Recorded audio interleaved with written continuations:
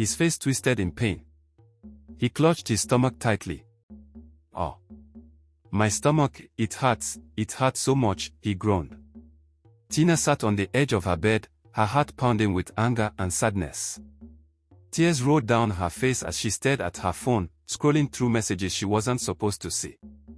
They were from a girl named Sandra, sweet, flirty messages sent to her boyfriend, David. And the worst part? David had replied. For the past 3 years, Tina had loved David with all her heart. She cooked for him, cared for him, stood by him when he had nothing. Now that he was doing well, working a good job and driving a nice car, it felt like he was slipping away. The pain turned into rage. "If I can't have him," she whispered, "no one will." That evening, Tina decided to cook David's favorite meal, jollof rice with grilled chicken and fried plantain. But this time, there was an extra ingredient, a packet of rat poison she had bought earlier that day. She hesitated for a moment, her hand trembling over the pot of rice. But the thought of those messages flashed in her mind, and her face hardened. She poured the powder in and stirred. When David arrived later that night, his face lit up at the smell of the food. "Babe, you're the best," he said, kissing her cheek. They sat down, and David ate heartily.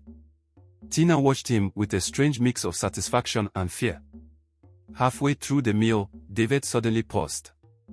He frowned, his hand going to his stomach. "Tina, this food, it tastes strange," he said slowly. Tina forced a smile. "It's just the new seasoning I used," she said, her voice shaking a little. David shrugged and kept eating. But a few minutes later, he dropped his spoon. His face twisted in pain. He clutched his stomach tightly. "Oh. My stomach, it hurts so much," he groaned. Tina's heart began to race. She hadn't expected it to happen so quickly. David pushed his chair back and stood up, but his legs wobbled. "Tina. What did you put in the food?" he shouted, his face contorted with pain. I didn't, it's just normal food," she stammered, backing away. David collapsed to his knees, his hands gripping his stomach tighter. He screamed, a loud, painful sound that echoed through the room. "Help me. Please. It's burning inside me," he cried. Tina's hands flew to her mouth, tears streaming down her face. She hadn't imagined it would be this terrible. David's body shook violently, and he fell to the floor, writhing in agony. He clawed at his shirt, his breathing ragged. "Tina, please, call an ambulance," he begged, his voice weak. But Tina stood frozen. The phone was right there on the table, but her legs wouldn't move. Her mind spun in panic and regret. David screamed again, his face twisted in fear and pain. "Tina. I'm dying. Please. Please help me," he sobbed, tears rolling down his face. But she did nothing.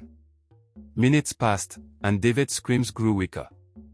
His body convulsed one last time, then went still. The room was silent, except for the sound of Tina's shaky breathing. She stared at David's lifeless body, her mind racing. What had she done? She thought it would end there, but the nightmare was just beginning. The police were called the next morning when David's family couldn't reach him. The investigation was quick, the poison was found in the food, and Tina was arrested. At the trial, the messages from Sandra were brought up, but nothing justified what Tina had done. In the end, the judge's words were heavy: jealousy is a dangerous thing. It blinds people, turning love into hate.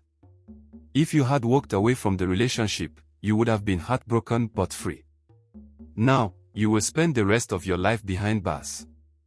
As Tina sat in her prison cell, the lesson was clear: no matter how much pain someone causes you, it is never worth ruining your life for revenge.